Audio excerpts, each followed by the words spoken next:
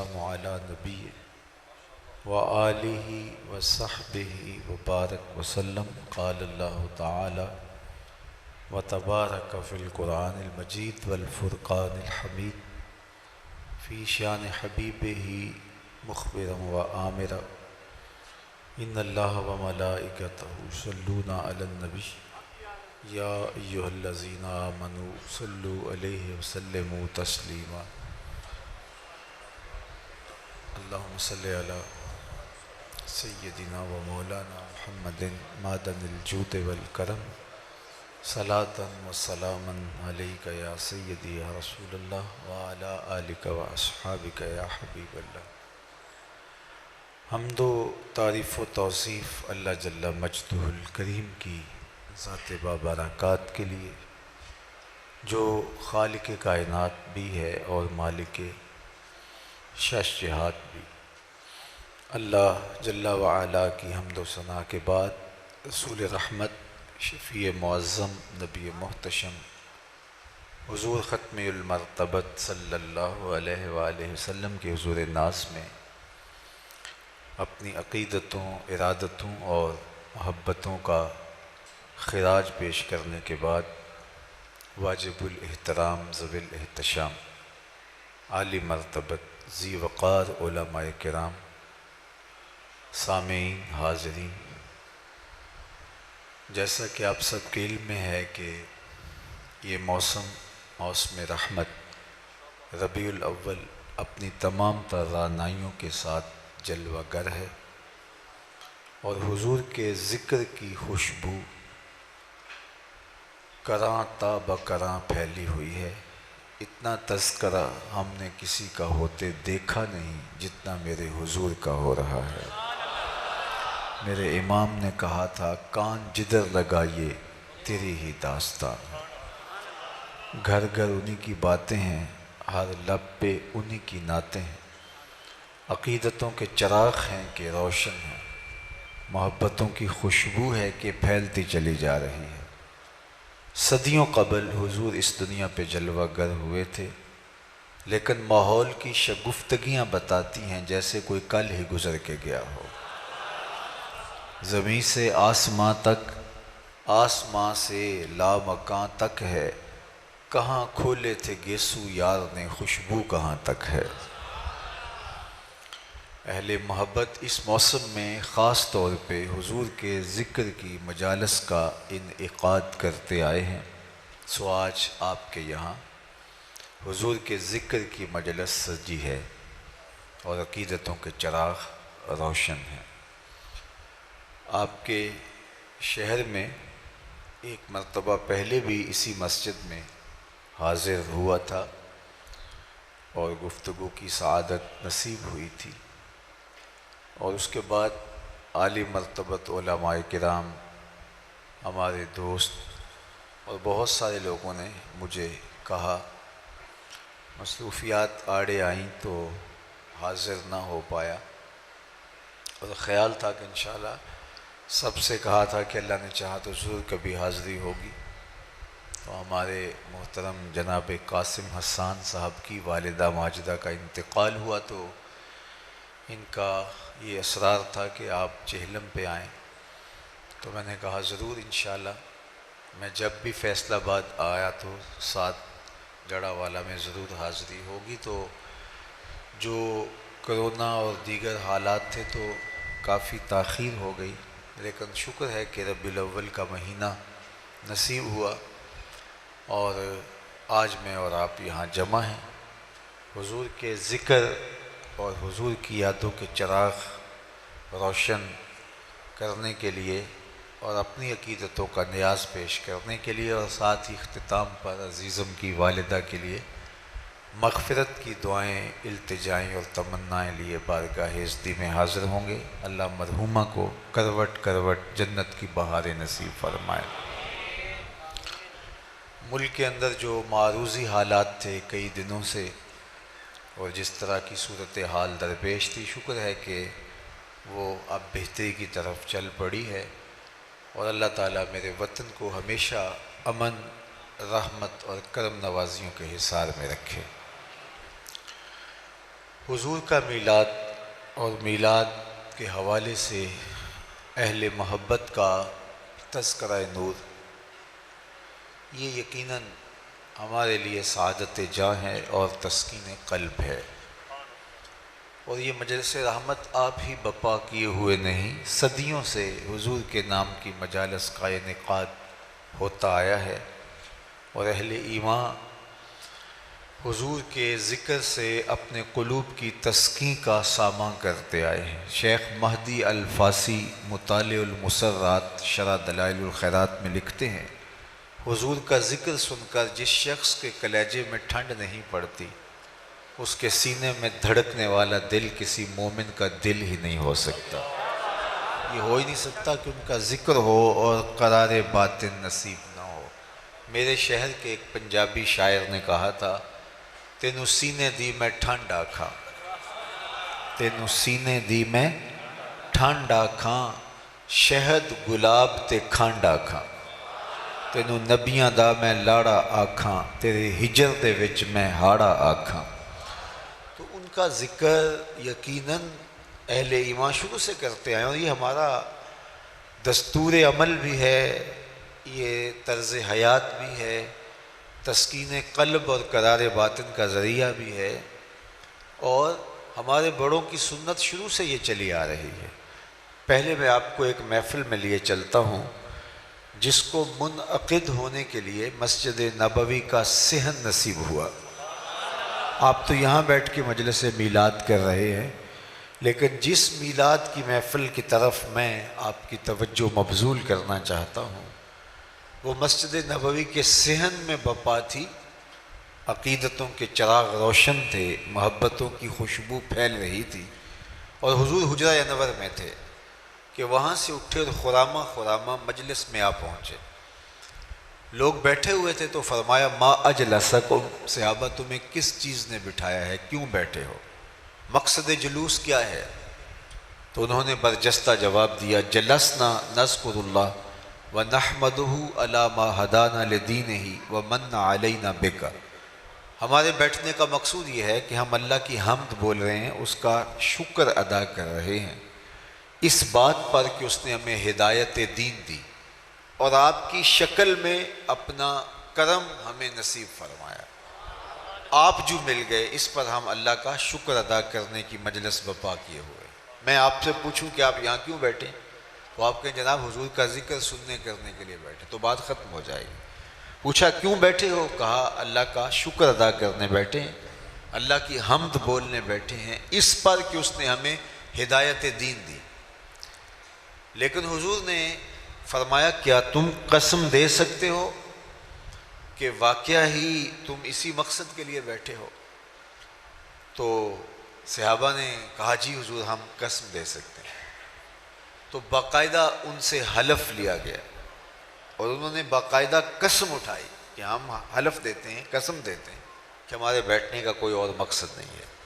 عمومی طور پہ اس طرح کی چیزوں پہ قسم لی نہیں جاتی۔ میں آپ سے پوچھوں کیوں بیٹھے ہیں تو آپ کے ذکر رسول کے لیے بیٹھے، تو بات یہی ختم ہو جائے گی۔ تو میں آپ سے جب قسم لینے بیٹھ جاؤں گا تو آپ کو حیرت ہوگی۔ تو حضور علیہ السلام نے ان کے چہروں پہ پھیلے ہوئے استعجاب کو دیکھا تو فرمایا کہ میں تم سے جو ابھی قسم لی ہے وہ کسی تہمت کی بنیاد پر نہیں لی، کسی تشکیک کے ازالے کے لیے تم سے قسم نہیں لی، تمہارے قول کی صداقت میں کوئی شک اور تردد نہیں تھا کہ اس کو دور کرنے کے لیے قسم لی ہو، بلکہ ماجرا کچھ اور تھا، اور وہ یہ کہ تم یہاں بیٹھے تھے، میں حجرے میں تھا، اتانی جبریل علیہ السلام، میرے پاس جبریل امین حاضر خدمت ہوئے، فاخبرنی ان اللہ یباہی بکم الملائکہ، اور اللہ تعالیٰ جل شانہ نے جبریل کو بھیجا اور انہوں نے آ کے مجھے خبر دی، محبوب آپ یہاں بیٹھے ہیں، ذرا باہر تو نکل کے دیکھو، آپ کے غلاموں کے اس عمل پر اللہ فرشتوں میں ناز کر رہا ہے، فرشتوں میں فخر کر رہا ہے۔ اللہ اکبر!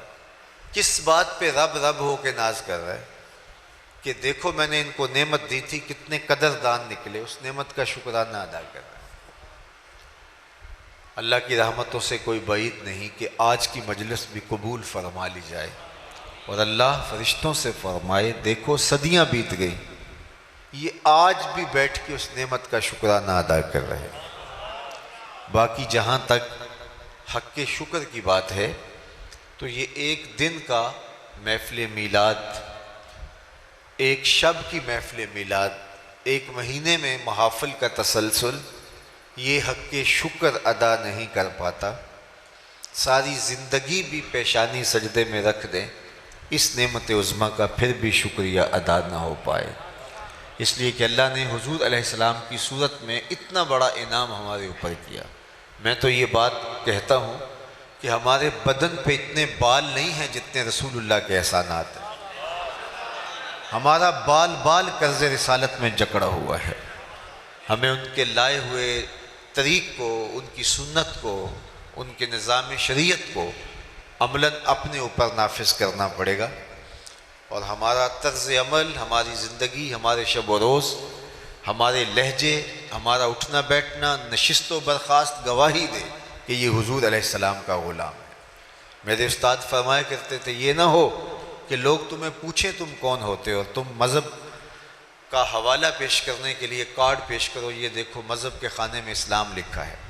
تو فرمایا کرتے تھے، صاحب نہ کسے پوچھنا پڑے، نہ تمہیں بتانے کی نوبت آئے، تمہاری وضاقتہ، طرز زندگی، انداز معاشرت، تمہارا کیا ہوا وعدہ، تمہاری گفتگو، تمہارے لہجے کی مٹھاس، تمہارا انداز تکلم، تمہارے زندگی کے اسلوب اور طور طریقے ایسے ہوں، تم دور سے چلے آ رہے ہو، لوگ کہیں وہ دیکھو حضور کا غلام آ رہا ہے۔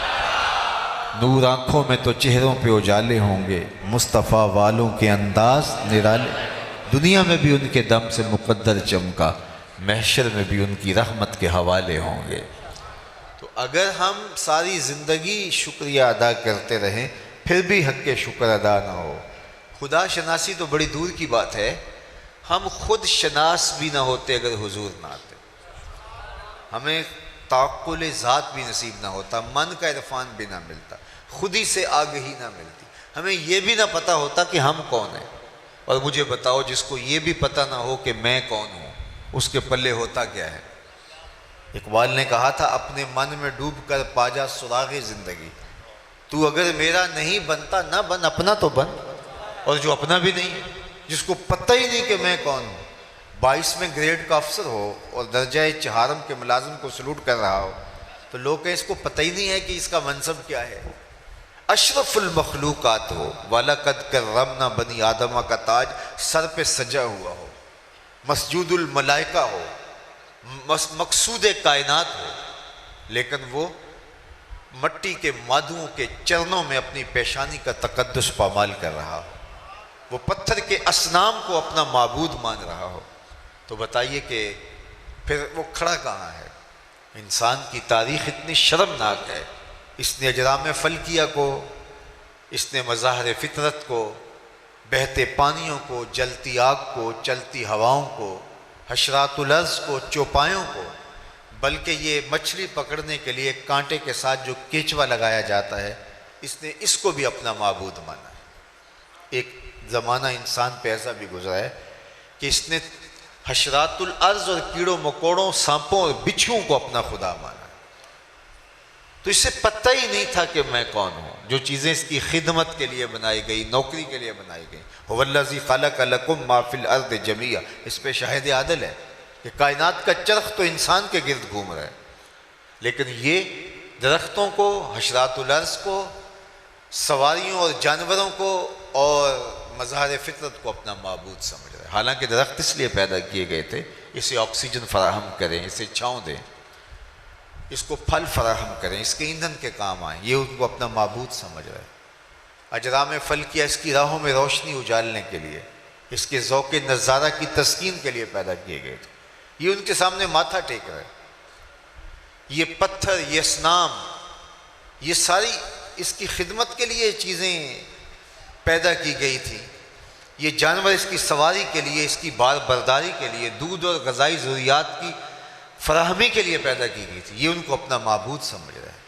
یہ تو حضور نے آ کے بتایا یہ تیرے معبود نہیں ہیں، یہ تیری دہلیز کے نوکر ہیں۔ نہیں تو دیکھ، چاند کو پوچھتا ہے، معبود سمجھتا ہے، یہ دیکھ انگلی اٹھتی ہے اور وہ ٹکڑے ہو کے قدموں میں آتا ہے۔ سورج کو دیکھ، اشارہ ہوتا ہے وہ بھاگتا ہوا عصر کے وقت پہ آتا ہے۔ درختوں کو میں ہی نہیں جا کے تو ہی کہہ دے تمہیں اللہ کا رسول بلا رہا، تو درخت کے قدموں میں سلامی بھی دیتے ہیں، سجدہ ریز بھی ہوتے ہیں۔ اب انسان کی آنکھیں کھلتی ہیں، جن کو میں معبود سمجھ رہا تھا وہ تو میری دہلیز کے نوکر نکلے۔ شمس و قمر اشاروں پہ بھاگ رہے ہیں، درخت سلامیاں دے رہے ہیں، پتھر ابو جہل کی مٹھی میں ہیں، کلمے محمد عربی کے پڑھ رہے ہیں صلی اللہ علیہ وآلہ وسلم۔ اب اسے سمجھ آئی کہ میں کون ہوں، اور اپنے آپ سے اس کی ملاقات ہی تب ہوتی ہے جب حضور کی دہلیز پہ آتا ہے۔ اب اس کا بدلا ہوا لہجہ دیکھیے، اس کی تبدیل شدہ ٹون دیکھیے۔ اب یہ بولتا ہے فرشتہ کہنے سے میری توقیر گھٹتی ہے، میں مسجود ملائک ہوں، مجھے انسان رہنے دو۔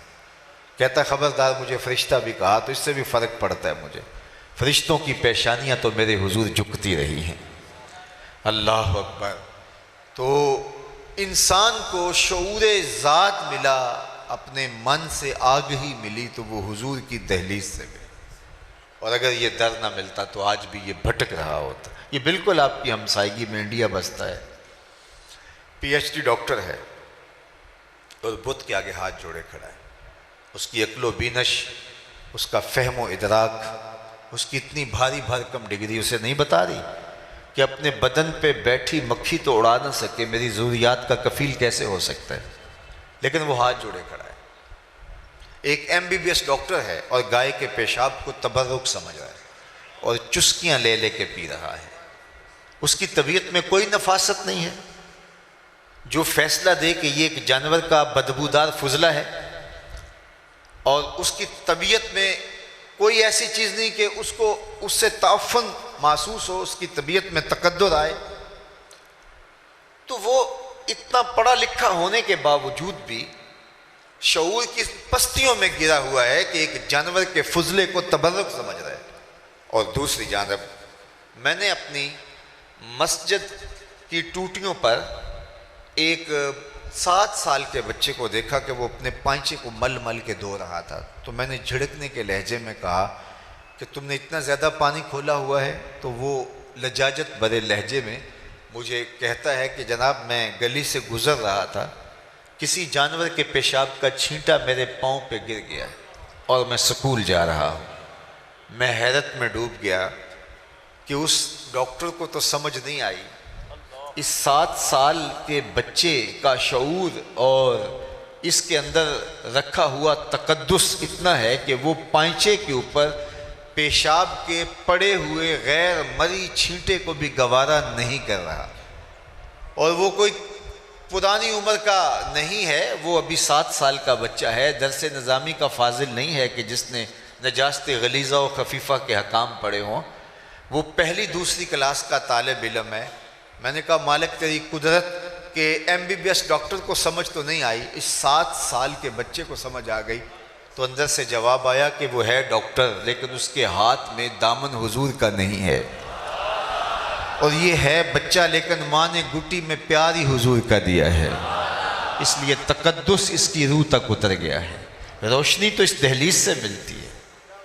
سید سلیم گیلانی مرحوم نے کہا تھا کہ نہ خرد کی روشنی تھی نہ جنوں کی آگہی تھی، نہ خرد۔ یہ نعت کا اسلوب دیکھیے، آج کل تو وہ ہمارا نعتیہ کلچر بھی پتہ نہیں کہاں لڑک کے کہاں چلا گیا ہے، بٹن ٹھاں کر دیتے، بٹن ہاں کر دے اور لوگ آگے سے سبحان اللہ پکار رہے ہوتے ہیں، لیکن ذرا نعت کا یہ شعر دیکھیے، نہ خرد کی روشنی تھی نہ جنوں کی آگہی تھی، نہ خرد کی روشنی تھی نہ جنوں کی آگہی تھی، تیری رہبری سے پہلے یہ جہاں جہاں نہیں تھا، تیری رہبری سے پہلے یہ جہاں جہاں نہیں تھا، تیرے آستاں سے پہلے کوئی آستاں نہیں تھا، میں وہ زمین تھی جس کا کوئی آسمان نہیں تھا۔ تو زندگی کا سارا جمال، زندگی کی ساری روشنیاں اور زندگی کے سارے اجالے اس دہلیز سے نصیب ہوتے ہیں۔ تو انسان کو شعور اپنی ذات کا بھی ملا تو اس در سے، اس دہلیز سے، اس چوکھٹ سے نصیب ہوا، ورنہ آج بھی یہ دھکے کھا رہا ہوتا۔ اور شعور ذات الہی، توحید کا تعقل آج مجھے اور آپ کو نصیب ہے تو اسی دہلیز سے ملا ہے، ورنہ انسان تو محسوسات کا عادی ہو گیا تھا۔ اقبال نے کہا تھا خو گرے پیکرے محسوس تھی انسان کی نظر، شکوے میں خو گرے پے کرے محسوس تھی انسان کی نظر، بن دیکھے خدا کو پھر کوئی مانتا کیوں کر۔ انسان تو عادی تھا کہ وہ دیکھ کر کے چیزوں کو جن کو محسوس کرتا تھا، مبصر چیزیں تھیں، ان کو مانتا تھا۔ باقی قوم موسیٰ نے دو ٹوک نہیں کہا لن نؤمن لک حتی نری اللہ جہرا، ہم تمہیں نہیں مانیں گے جب تک اللہ کو کھلی آنکھوں سے نہیں دیکھیں گے۔ لیکن یہ حضور کے غلاموں نے نہیں کہا کہ ہم اللہ کو دیکھیں گے تو مانیں گے، کہا تجھے دیکھ لیا اسے دیکھ لیا۔ حضور آئینہ جمال خدا ہیں۔ من رآنی فقد رآ الحق، جس نے مجھے دیکھا اس نے اللہ کو دیکھ لیا۔ تو ایک ایسی ذات پر اتنا پختہ یقین اور اس قدر تیقن کہ گرمیوں کے سخت روزے اور زبان کانٹا بنی حلق خشک ہے، اور 8 سال کے بچے نے روزہ رکھ لیا، اور ماں اس کو سمجھا رہی ہے کہ بیٹے یہ ٹھنڈا مشروب ہے پی لیجئے، کوئی نہیں دیکھ رہا، تو وہ بچہ بھی کہہ رہا ہے ماں اللہ دیکھ رہا ہے۔ ایک ایسی ذات پر اتنا پختہ یقین کیسے ہو گیا جس کو دیکھا نہیں ہے، جو سوچا نہیں جا سکتا، جو سمجھا نہیں جا سکتا، جو خیال اور فہم و ادراک کی حدود سے ورا ہے۔ وہ اکبر الہ آبادی نے کہا تھا تو دل میں تو آتا ہے سمجھ میں نہیں آتا، میں جان گیا بس تیری پہچان یہی ہے۔ سوچنے بیٹھے تو سوچا نہ جا سکے، تولنے بیٹھے تو تولا نہ جا سکے، سمجھنے بیٹھے تو عقل بے بس ہے، خیالوں کی حدود سے وہ ورا ہے، تو کیسے مانے؟ نہ جوہر ہے نہ عرض ہے، تو کیسے اس کو تسلیم کرے؟ اتنا پختہ یقین ہوا کیسے؟ تو میں تمہیں ایک کہانی سناؤں۔ سوا نامی ایک شخص جا رہا تھا، اس کے ہاتھ میں گھوڑا تھا، تو حضور کی نظر پڑی تو گھوڑا پسند آ گیا، تو اس کو کہا یہ بیچتے ہو؟ اس نے کہا جی بیچتا ہوں۔ کتنے کا؟ اتنے کا۔ سودا طے ہو گیا۔ فرمایا تاجرانہ غرض سے تو نہیں آیا تھا، میں تو گزر رہا تھا، اچانک تمہارے سے سودا ہو گیا، تم رکو تو میں گھر سے قیمت لے کے آیا۔ اس نے کہا میں رکا ہوں۔ حضور گئے تو کسی نے اس کو کہا یہاں ٹھہرے ہوئے ہو؟ اس نے کہا کہ مسلمانوں کے نبی سے اس گھوڑے کا سودا کر لیا، تو وہ قیمت لینے گئے۔ تو اس نے کہا مجھ سے زیادہ پیسے لے لو۔ کہا میں ان سے سودا کر چکا ہوں۔ کہا کوئی گواہ تھا؟ کہا نہیں۔ کہا مکر جانا۔ اتنے میں حضور قیمت لے کے تشریف فرما ہوئے، تو سوا نے کہا کہ میں نے تو آپ کو گھوڑا بیچا ہی نہیں۔ حضور کہیں ابھی ابھی میرا تیرا سودا طے ہوا ہے۔ وہ کہے کوئی بات ہی نہیں ہوئی۔ لوگ جمع ہو گئے، ہجوم بن گیا۔ جب لوگوں کا پریشر بنا تو سوا نے سمجھا کہ صادق بھی یہ ہیں، امین بھی یہی ہیں، تو لوگ تو ان کو ہی سچا مانیں گے، مجھے تو لوگ غلط کہیں گے، میری شہرت بھی کوئی اتنی اچھی نہیں ہے۔ میرا خیال تھا کہ وہ آئیں گے، قیمت دینا چاہیں گے، میں مکر جاؤں گا، بات ختم ہو جائے گی، تو لوگ جمع ہو گئے۔ اس نے کہا اچھا جی آپ بتائیے، جب دو آدمیوں کے مابین یوں نزاع بن جائے تو آپ کی شریعت میں تصفیہ کی صورت کیا ہے؟ تو آقا کریم نے فرمایا میری شریعت یہ کہتی ہے جو مدعی ہے وہ گواہ لائے، اور اگر اس کے پاس گواہ نہیں تو والیمین علی من انکر، جو انکار کرتا ہے وہ قسم دیتے۔ اس نے کہا بات ختم ہو گئی۔ آپ کا دعویٰ ہے نا میں نے گھوڑا خریدا ہے، تو آپ گواہ لے آئیں، اور اگر آپ کے پاس گواہ نہیں ہے تو پھر آپ کی شریعت کے مطابق میری قسم بنتی ہے، تو میں قسم دے دیتا ہوں کہ میں نے بیچا نہیں۔ اب اتفاق یہ تھا کہ جب گھوڑے کا سودا ہوا تو اس وقت کوئی موقع پہ گواہ نہیں تھا، وہ مکر گیا تھا، اس کے لیے قسم دینا بھی کیا مشکل تھا۔ اس نے کہا جی ٹھیک ہے آپ کی شریعت کے مطابق ہی فیصلہ طے ہوا، اگر آپ نے گھوڑا خریدا تو گواہ لائیے، نہیں تو مجھ سے قسم لے لیجئے۔ مجمع میں موجود حضرت خزیمہ بن ثابت انصاری رضی اللہ تعالیٰ عنہ آگے بڑھے، سینے پہ ہاتھ رکھا اور سوا سے مخاطبت کرتے ہوئے کہا گواہی مانگتا ہے، میں گواہی دیتا ہوں۔ اللہ کے رسول نے تم سے گھوڑا خریدا ہے اور جتنی قیمت میں بتا رہے اتنے میں سودا ہوا ہے۔ اب وہ مفت تو دے نہیں رہا تھا، اس نے باقاعدہ اپنی مرضی کی قیمت سے طے کیا تھا، بس زیادہ پیسوں کے لالچ میں آ گیا تھا اور مکر گیا۔ اس نے راستہ نکلنے کا پا لیا، کہا جی ٹھیک ہے میرا مطالبہ پورا ہو گیا۔ اس نے گھوڑا دیا، حضور نے قیمت دی، لوگ ہٹنے لگے، مجمع چھٹنے لگا، تو حضور نے حضرت خزیمہ کو قریب بلایا، کہا گھوڑا بھی مل گیا، بات بھی سچی، لیکن تم نے گواہی کیسے دی؟ تم تو موقع پہ تھے ہی نہیں۔ تو سنو جو حضرت خزیمہ بن ثابت انصاری نے کہا، آپ کے سینے میں ٹھنڈ پڑ جائے گی۔ میں تقریر یہیں بھی چھوڑ دوں تو آپ ناراض نہیں ہوں گے، اتنی خوبصورت بات ہے۔ تو حضرت خزیمہ بن ثابت انصاری رضی اللہ تعالی عنہ کو فرمایا تم نے کیسے گواہی دی؟ تم تو موقع پہ موجود ہی نہیں تھے۔ تو حضرت خزیمہ بن ثابت بولے حضور گھوڑا کیا ہے؟ آپ کے کہنے پہ ہم نے رب کی گواہی دے دی۔ رب کو دیکھا تھا آپ نے کہا نا، جنت اور دوزخ کی گواہی دے دی آپ نے کہا تھا، تو گھوڑا بھی آپ ہی کہہ رہے تھے۔ تو حضور نے حضرت خزیمہ بن ثابت انصاری کا ہاتھ پکڑا اور فضا میں بلند کیا، کہا جانے والوں ٹھہر جاؤ، رک جاؤ، کسی عدالت کچہری میں گواہوں کی ضرورت ہو تو میری شریعت 2 گواہ مانگتی، لیکن جہاں میرا خزیمہ ہوگا ایک کی گواہی 2 کے قائم مقام ہوگا۔ میرے امام بولے فیض پہنچا اے رضا احمد پاک کا، فیض پہنچا اے رضا احمد پاک کا، ورنہ ہم کیا جانتے خدا کون ہے؟ جو عقل و خرد کی حدود سے ورا ہے، تو اس پر یقین کیسے نصیب ہوا؟ یقین مصطفیٰ جان رحمت کی چوکھٹ سے نصیب ہوا۔ تو ساری زندگی ہم اس کا شکر ادا کرتے رہیں تو حق شکر ادا نہ ہو پائے کہ آقا کریم علیہ السلام کی وجہ سے ہمیں شعور ذات بھی ملا اور شعور ذات الہی بھی نصیب ہوا۔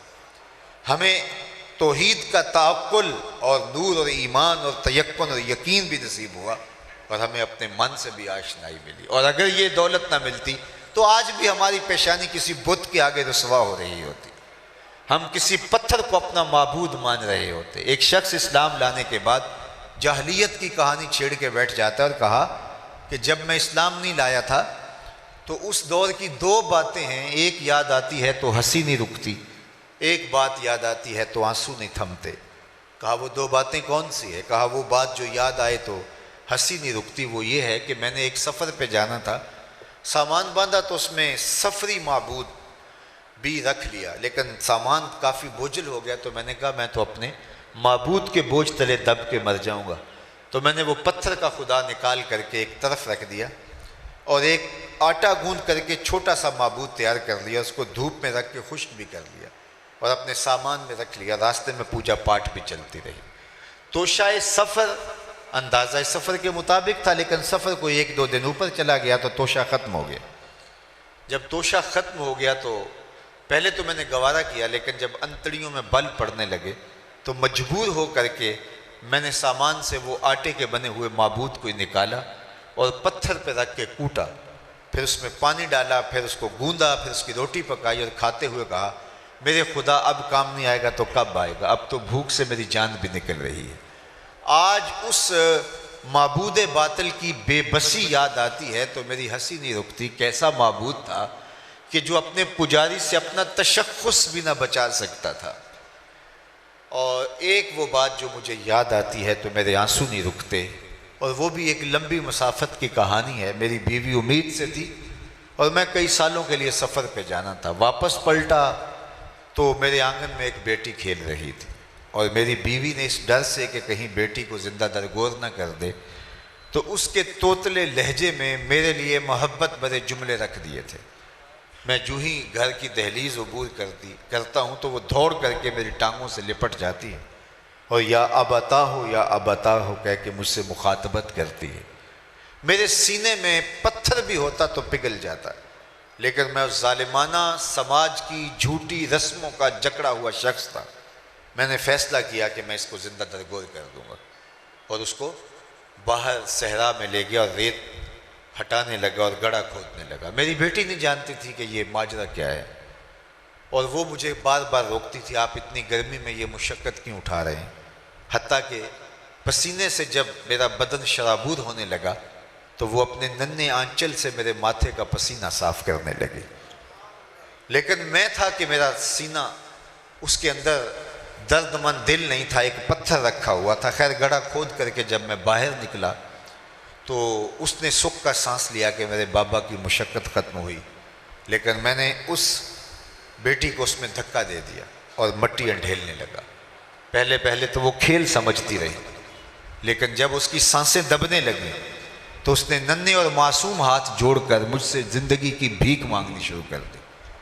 وہ چیختی رہی، وہ روتی رہی، اس کے آنسو بہتے رہے اور جڑے ہوئے ننھے ہاتھ مجھ سے زندگی کی خیرات مانگتے رہے، لیکن میں اس کے اوپر ریت انڈھیلتا رہا حتیٰ کہ اس کی سسکیاں، اس کی آہیں، اس کی چیخیں، اس کے جڑے ہوئے معصوم ننھے ہاتھ اسی ریت میں دب گئے۔ آج اسلام لایا ہوں تو اس کی چیخیں مجھے سونے نہیں دیتی ہیں۔ بیٹیوں کو زندہ درگور کر کے باپ فخر کر رہا تھا اور پورا معاشرہ اس لپیٹ میں تھا، اگر بیٹی زندہ ہوتی بھی تو اس کی تکریم نہ ہوتی۔ جس معاشرے میں بیٹی زندہ درگور کر کے باپ فخر کر رہا تھا، ایک آواز بلند ہوتی ہے جو شرق سے غرب تک اور شمال سے جنوب تک ہر شخص کے کانوں تک پہنچتی ہے۔ وہ آواز میں نے بھی سنی ہے، وہ آواز آپ نے بھی سنی ہے، لیکن ذرا دیکھو کس تناظر میں کہا گیا یہ جملہ۔ صرف یہ کلمہ محبت ہی نہیں ہے، یہ کلمہ جہاد بھی ہے۔ جب بیٹیوں کو زندہ درگور کر کے باپ فخر کر رہے ہیں، اس وقت آواز بلند ہوتی ہے، لوگوں سن لو، میری فاطمہ میرے جگر کا ٹکڑا ہے، میری فاطمہ میرے جگر کا ٹکڑا ہے۔ تو اس آواز نے کائنات کا رخ ہی بدل دیا۔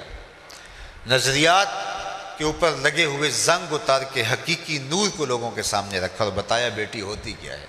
اور آج میں دیکھتا ہوں ایک بوڑھا شخص مزدوری کر رہا ہے کہ میں نے بیٹی کے ہاتھ پیلے کرنے، بھائی اوور ٹائم لگا رہا ہے میں نے بہن کے ہاتھ پیلے کرنے۔ یہ تو زندہ درگور کر دیتے تھے۔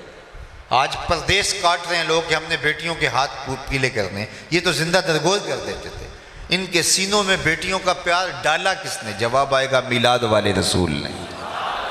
تو ساری زندگی بھی حق ادا کرنے کی کوشش کریں، حق شکر ادا نہ ہو پائے۔